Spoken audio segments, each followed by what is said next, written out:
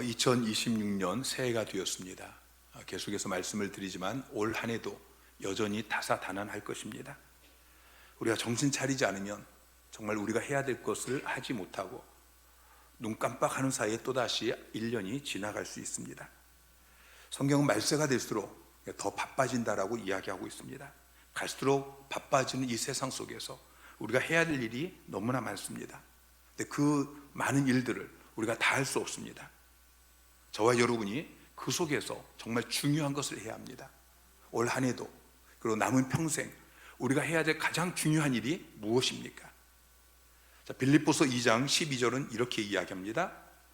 시작. 그러므로 나의 사랑하는 자들아, 너희가 나 있을 때뿐 아니라 더욱 지금 나 없을 때에도 항상 복종하여 두렵고 떨림으로 너희 구원을 이루라.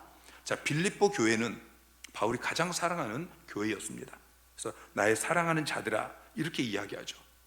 나의 사랑하는 자들아. 그래서 그들에게 구원을 이루라고 이야기합니다. 구원을 이루라.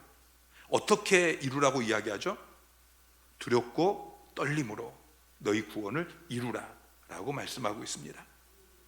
구원을 이루는 것, 그것이 우리가 이 땅에 살면서 가장 힘써야 될 가장 중요한 일인 것입니다.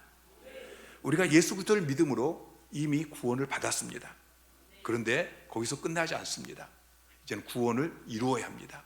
예수 믿고 우리가 하나님의 자녀가 되었습니다. 칭의 의인이 되었습니다. 근데 구원이 거기서 멈추는 것이 아니고 이제는 성화되어야 합니다. 예수 그리스도를 닮아야 하고 하나님을 닮아가야 됩니다. 이게 구원을 이루는 것입니다. 그러면 주님 오실 때에 우리가 영화로운 구원을 얻게 되어집니다. 구원이 완성되어집니다. 예수님을 닮게 되어집니다. 하나님을 닮게 되어집니다. 우리가 이 땅에 사는 동안 이미 구원은 받았고 영화로운 구원은 주님 오실 때 우리에게 주어질 것이고 우리가 이 땅을 살면서 힘써야 될 것은 구원을 이루는 것입니다. 성화가 무엇입니까? 거룩함입니다. 성화의 핵심은 죄와 오염을 씻어내는 것입니다. 종교개혁자였던 마틴 루터가 평생 힘썼던 일은 회개하며 사는 것이었습니다. 지혜로운 사람들은 자기 인생의 마지막 부분에 자기의 삶을 돌아봅니다. 그리고 회개하고 인생을 마무리하죠. 성 어거스틴은 76세 때 오늘 우리가 읽은 시편 51편을 벽에 붙여놓고 그리고 그것을 계속 읽으면서 회개하다가 이 세상을 떠났다고 이야기합니다. 우리가 평생 해야 할 일, 평생 힘써서 해야 할 일, 2026년 한 해도 우리가 정말 말세가 되어서 바쁘지만 그 속에서 우리가 두렵고 떨림으로 해야 될 일, 그것이 회개라는 것을 깨닫고 오늘 밤에도 회개하는 이 일에 힘쓰는 저와 여러분이 되기를 주님의 이름으로 축원합니다. 자, 하나님은 우리 인간을 복된 삶을 누리게 하시기 위해서 창조하셨습니다. 하나님께서 우리를 창조하시고 그리고 우리에게 복된 삶을 살게 하기 위해서 우리에게 명령하셨어요. 그게 무엇입니까? 선악과 따먹지 말라. 그 말은 하나님이 왕이다 라는 이야기예요. 너가 주인이 아니다. 너가 결정하는 것이 아니다. 하나님이 왕이다. 그런데 선악과를 따먹었어요. 그 불순종의 죄로 말미암아 모든 것을 상실하게 되었습니다. 선악과를 따먹고 인간은 그 영혼이 죽었습니다. 에덴 동산에서 쫓겨났습니다. 축복 대신에 저주가 임합니다. 여자는 임신하는 고통을 더하게 되어졌고 아담은 평생 수고해야 그 소산을 먹게 되어졌고 땅은 가시덤불과 엉겅퀴를 내게 되었습니다. 여러분, 우리 인생에 일어나는 그 모든 문제의 근원은 죄입니다. 죄.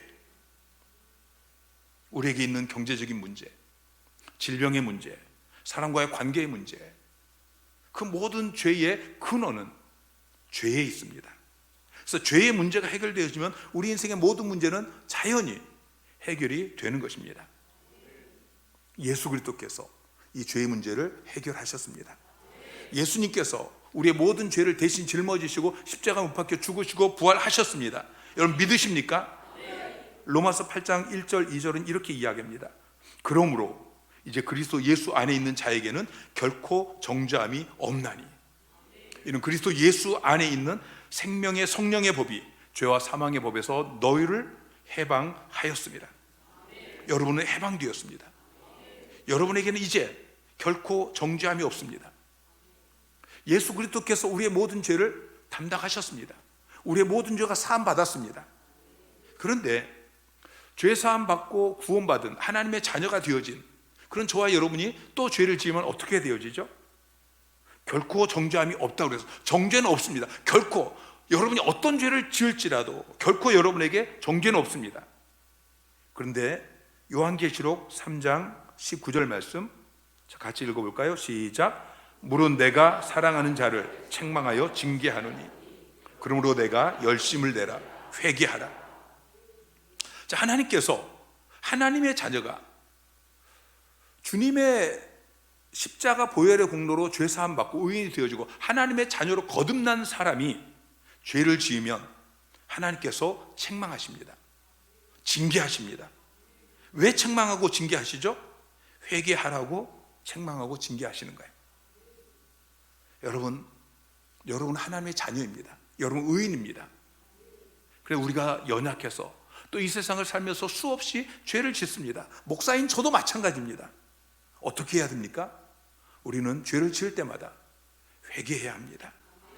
날마다 죄를 짓기 때문에 날마다 회개해야 합니다. 순간순간 죄를 짓기 때문에 순간순간 회개해야 되는 것입니다. 우리가 죄를 지으면 하나님의 축복이 사라집니다. 그러나 회개하면 하나님의 축복이 다시 임하게 되어집니다. 회개할 때 천국이 임합니다.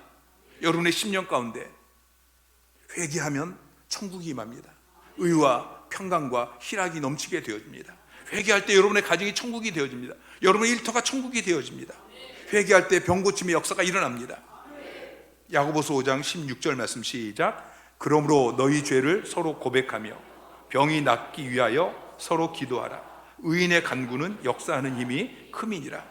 자, 병 낫기를 위해 기도하라고 하면서 서로 죄를 고백하고 그리고 병 낫기를 위해 기도해라. 그러면서 의인의 간구는 죄를 회개하고 그렇게 기도한 의인의 간구는 역사하는 힘이 크다라고 이야기하고 있습니다. 회개할 때 성령의 역사가 나타납니다. 사도행전 2장 38절 말씀 시작. 베드로가 이르되 너희가 회개하여 각각 예수 그리스도의 이름으로 세례를 받고 죄 사함을 받으라. 그리하면 성령의 선물을 받으리니. 회개하고 죄 사함을 받으면 성령의 선물을 받는다라고 이야기하고 있죠. 여러분, 성령 충만하기 위해서 우리는 영혼의 호흡을 해야 됩니다. 우리 안에 있는 죄를 토해내야 됩니다. 그리고 성령의 충만함을 받아들여야 됩니다. 그럼 성령 충만하게 되어집니다. 먼저 회개입니다. 여러분 안에 있는 죄를 먼저 자백해야 됩니다. 돌이켜야 됩니다. 회개해야 되는 것입니다. 오순절에 성령께서 임하시고 베드로가 설교를 합니다. 그 설교를 듣고서 그 설교를 들은 사람들의 마음이 찔림이 있었습니다. 그래서 우리가 어찌할꼬 그렇게 질문할 때에 베드로가 회개하고 죄사함 받으라. 그러면 성령을 선물로 받게 될 것이다. 그래서 그 사람들이 그 자리에서 회개하기 시작합니다. 그리고 3,000명이나 구원받는 놀라운 부흥이 일어납니다. 그들로 이루어진 초대교회는 기사와 표적이 나타나고 사랑이 넘치고 온 백성에게 칭송을 받는 그런 교회가 되어졌습니다. 1907년에 평양 대부흥운동이 일어났을 때에 얼마나 강력한 회개의 역사가 일어났는지 모릅니다. 이렇게 기록하고 있어요. 사람에 이어 사람이 일어서서는 죄를 자복하고 넘어져서는 죄책감으로 땅을 쳤다. 사람들이 죄를 자복하고 온 청중이 통성 기도를 하는데 청중들은 울음바다가 되었다. 이렇게 기도회는 새벽 2시까지 자백과 울음과 기도로 계속되었다. 예루살렘의 초대교회도 그랬고 한국 평양의 초대교회도 그랬습니다. 1904년에 영국 웨일즈에서 부흥이 일어났습니다. 그때 한 작은 교회 여성도가 주기도문을 하다가 우리가 우리에게 죄 지은 자를 사하여 준 것 같이 이 대목에서 더 이상 앞으로 나갈 수 없었습니다. 자기가 미워하고 있던 한 형제의 얼굴이 떠올랐습니다. 그래서 그는 주기도문을 하다가 중단하고 그 형제를 찾아가서 자기가 잘못했다고 고백했습니다. 그리고 그 교회에 큰 부흥이 일어났습니다. 그 교회에 큰 부흥이 일어났다는 소식을 듣고 보석가게를 경영하던 한 상인이 처음으로 교회를 찾아가게 되어집니다. 성도들이 예배 시간에 격한 감정으로 울고 기도하는 그것 말고는 특별히 마음에 감동되는 게 없었습니다. 그래서 뭐 부흥이 별거 아니구나, 그저 성도들이 그 요란하게 감정의 어떤 그런 것이라고 생각하고 뭐 교회 갈 필요가 없겠다라고 생각했습니다. 근데 며칠 뒤에 자기 가게에 한 젊은이가 찾아왔습니다. 그리고 보석을 내놓습니다. 내가 이 보석 가게에서 보석을 훔쳤습니다. 용서해 주십시오. 그래서 그 청년에게 어떻게 이렇게 결심을 하게 되었습니까? 그랬더니 자기 마음에 성령께서 임하시고 부흥이 일어나고 나서 자기가 회개하게 되었다라고 고백을 합니다. 그때 그 상인이 자기 마음을 고쳐먹고 다시 교회에 나가고, 그리고 자기 자신도 영적 부흥을 경험하게 되었다라고 고백합니다.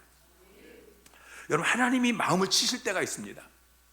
하나님이 내 마음을 치실 때에 회개하면 그 사람은 살아납니다. 회개하면 그 사람의 인생은 바뀝니다. 회개하면 그 사람에게는 부흥이 일어납니다. 그런데 하나님께서 우리 마음을 치셔서 우리의 마음에 찔림이 있는데 회개하지 않을 수 있습니다. 그러면 하나님의 역사는 중단되어집니다. 부흥은 일어날 수가 없는 것입니다. 오늘 우리가 읽은 시편 51편은 다윗이 우리아의 아내 밧세바와 간음을 하고, 그리고 나단 선지자의 책망을 듣고 회개하면서 지은 시입니다. 12절에 이렇게 고백하죠. 주의 구원의 즐거움을 내게 회복시켜 주시고 자원하는 심령을 주사 나를 붙드소서. 죄를 지으니까 구원의 즐거움이 사라졌습니다. 그래서 하나님 앞에 기도해요. 하나님, 구원의 즐거움을 회복시켜 주십시오.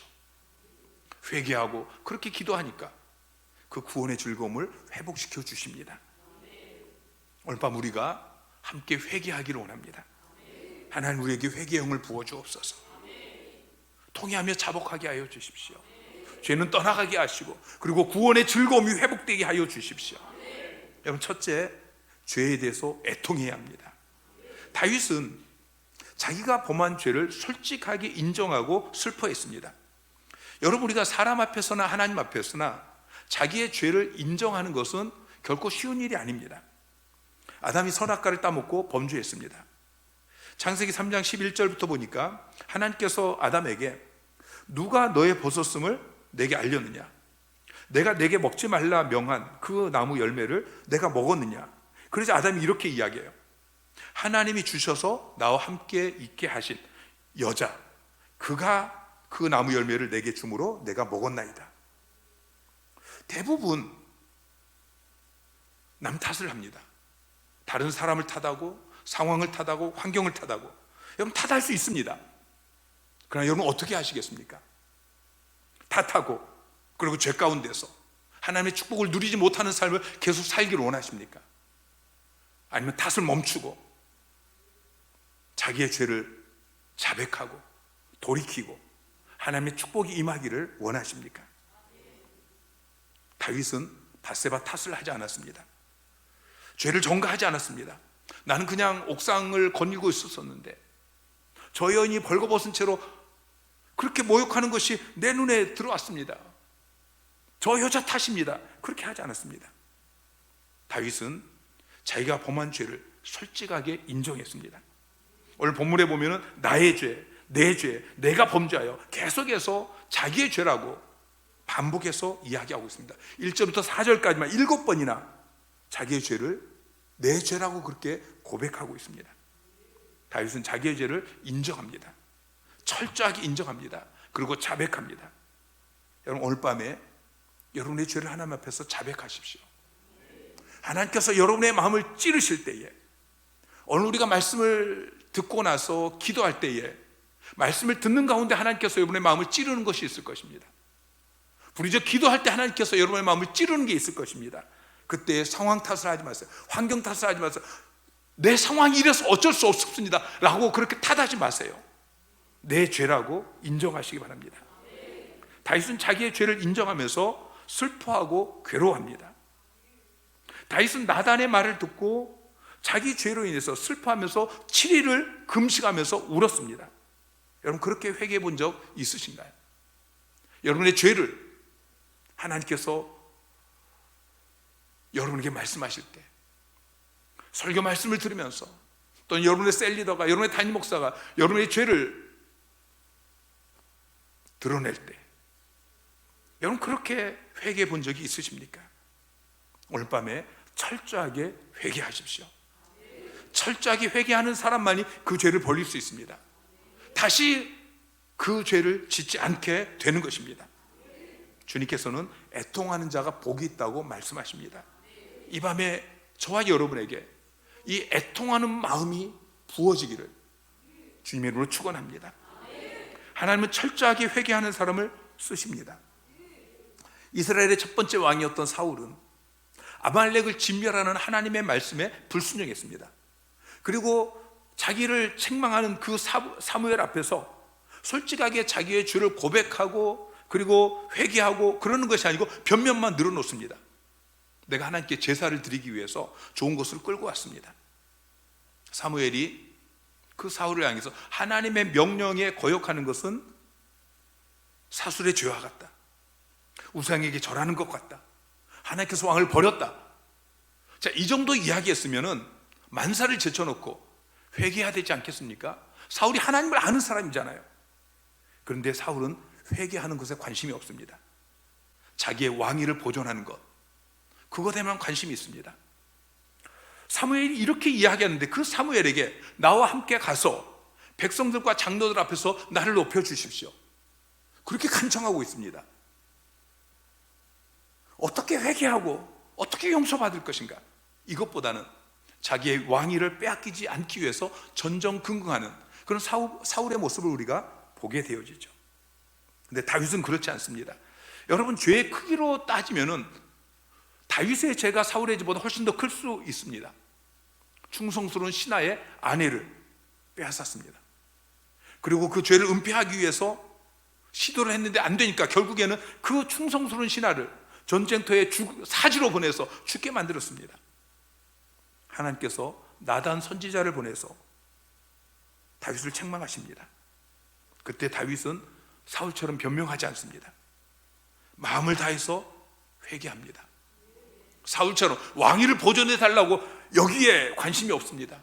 하나님의 임재를 내게서 거두지 마십시오. 주의 성령이 떠나서 내가 버림받지 않게 하여 주십시오. 그것이 다윗의 관심이었습니다. 하나님의 임재가 떠나갈까 봐, 성령의 감독이 떠나갈까 봐 쩔쩔매는, 저도 늘 이것 때문에 쩔쩔맵니다. 저도 연약해서 수없이 죄를 짓습니다. 그때마다 하나님의 임재가 나를 떠날까 봐, 내 죄 때문에 하나님이 나를 버리실까 봐, 그때 내 죄 때문에 주의 성령께서 나를 떠나시고 내 사역의 현장 가운데 성령이 함께 하지 않는 그런 무능력한 사역이 되어질까 봐, 그래서 쩔쩔맵니다.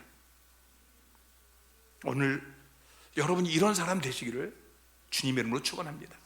내 죄 때문에 하나님께서 임재를 거두실까 봐, 주의 성령께서 나를 떠나실까 봐, 사역의 현장 가운데, 삶의 현장 가운데 성령의 열매가 나타나지 않고, 사역의 현장에 성령의 은사가, 능력이 나타나지 않을까 봐 쩔쩔매는 모습으로 이 밤에 하나님께서 여러분을 찌르시는 그 죄를 가지고 정말 철저하게 회개하는 저와 여러분이 되기를 소망합니다. 두 번째, 죄를 자복하셔야 됩니다. 다윗은 하나님 앞에서 자기의 죄를 인정했을 뿐만 아니라 자백합니다. 그럴 수 있었던 것은 그 하나님의 자비를 보았기 때문입니다. 다윗은 1절에 이렇게 고백합니다. 하나님이여, 주의 인자를 따라 내게 은혜를 베푸시고 주의 많은 긍휼을 따라 내 죄악을 지워주소서. 주의 인자를 따라서, 주의 많은 긍휼을 따라서 하나님께서 나단을 통해서 다윗을 찾아오셨습니다. 그때 다윗은 자기를 책망하고 자기를 징계하는 그 무서운 하나님이 아니라 나에게 인자를 베푸시는, 나에게 긍휼을 베푸시는, 죄 가운데 있는 나를 불쌍히 여기시고 그 죄의 문제를 해결해 주러 오신 그 자비로우신 하나님을 바라보았습니다. 하나님은 당신의 택한 백성을 그냥 버려두지 않습니다. 죄를 짓고 초라한 모습으로 있는 저와 여러분을 찾아오십니다. 여러분, 그 기회를 놓치지 마시기 바랍니다. 하나님의 인자와 많은 자비를 붙잡으십시오. 그것 외에는 우리의 죄 문제가 해결되어질 수 없습니다. 하나님께서는 저와 여러분에게 약속하십니다. 요한일서 1장 9절에 만일 우리가 우리 죄를 자백하면 그는 미쁘시고 의로우사 우리 죄를 사하시며 우리를 모든 불의에서 깨끗하게 하실 것이요. 아멘, 아멘. 하나님께서 동일하게 죄인을 찾아가시는데 어떤 사람은 하나님의 자비의 손을 붙잡습니다. 어떤 사람은 하나님의 자비의 손을 거절합니다. 다윗은 하나님의 자비를 붙잡았습니다. 오늘 자비로우신 주님께서 저와 여러분을 찾아오십니다.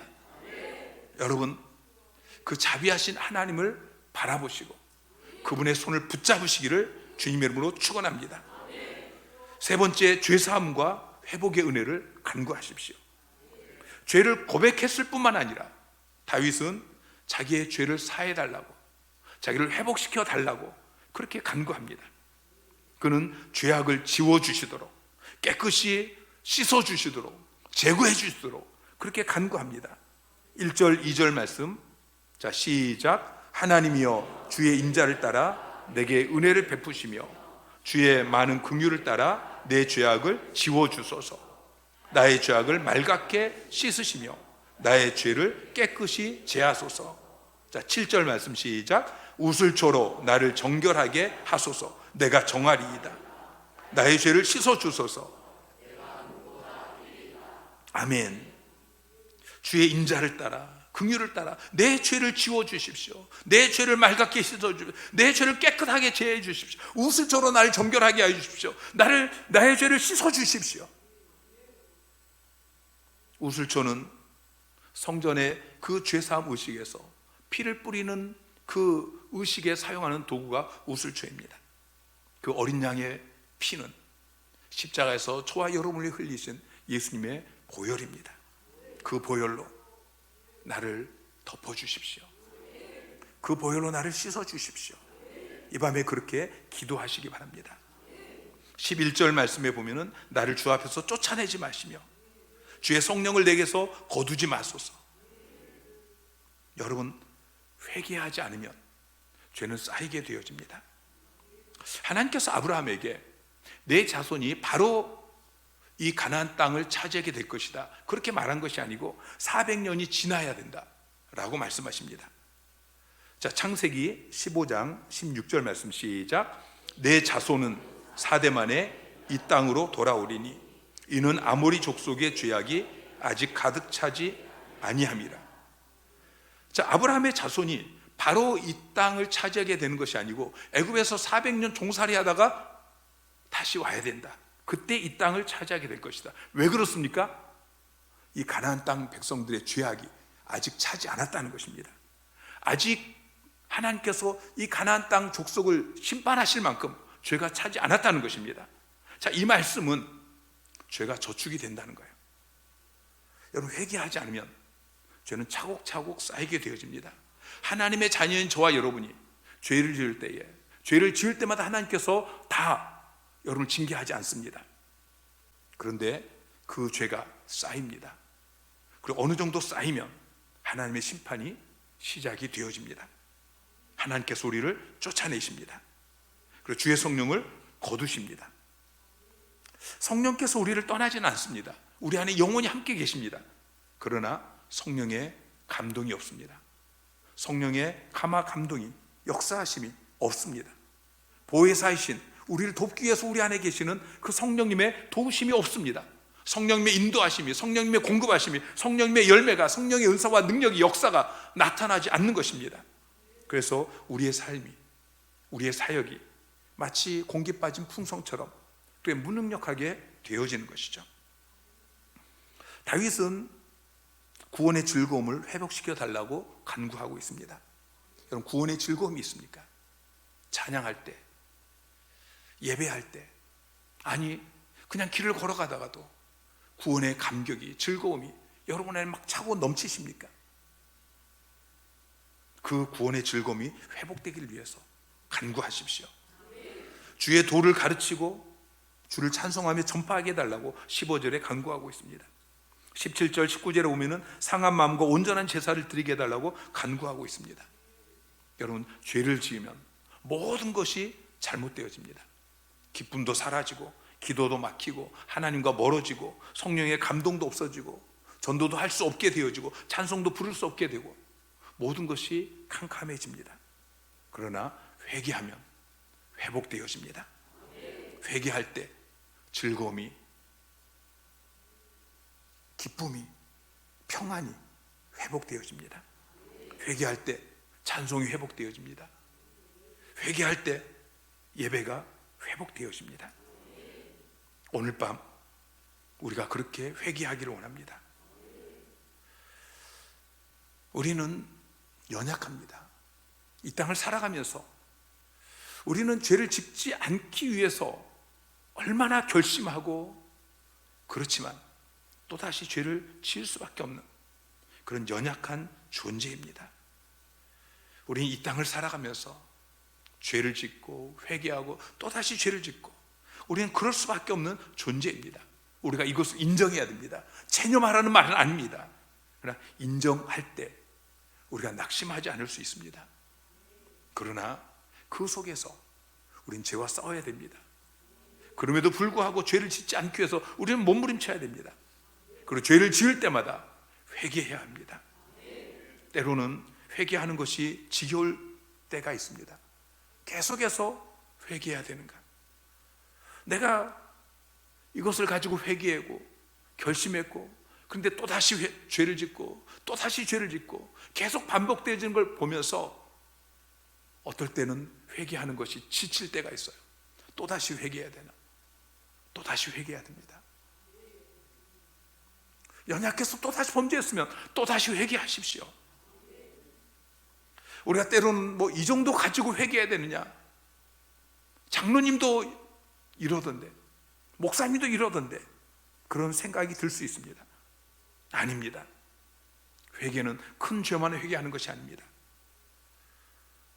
아무리 작은 죄라도 하나님께서 그것이 죄라고 우리의 마음에 찌르시면 우리는 회개해야 합니다. 여러분, 죄가 적을 때는 회개하는 게 쉽습니다. 죄가 많아지면, 죄가 쌓이면 회개하기가 힘듭니다. 우리는 즉시 회개해야 됩니다. 여러분의 삶이 괜찮아 보일 때에 회개하십시오. 하나님이 여러분의 마음을 찌르는 이 느낌이 있을 때, 그때 회개하십시오. 오늘 밤에 회개하십시오. 그러면 하나님께서 여러분을 회복시켜 주실 것입니다. 기쁨을 회복시켜 주실 것입니다. 평안을 회복시켜 주실 것입니다. 능력을 회복시켜 주실 것입니다. 회개하라, 천국에 가까이 왔느니라. 회개할 때 하나님께서 천국을 주실 것입니다. 한국교회 신앙의 선배들은 회개를 생명처럼 강조했습니다. 마틴 루터는 날마다 회개해야 된다라고 말했습니다. 회개하며 사는 일을 평생 힘썼습니다. 하나님 앞에 사는 자들은 날마다 회개의 기도를 드립니다. 주님께서 그렇게 기도하라고 가르쳐 주셨기 때문입니다. 오늘 밤 저와 여러분이 말씀을 붙들고 회개하며 나아가기를 소망합니다.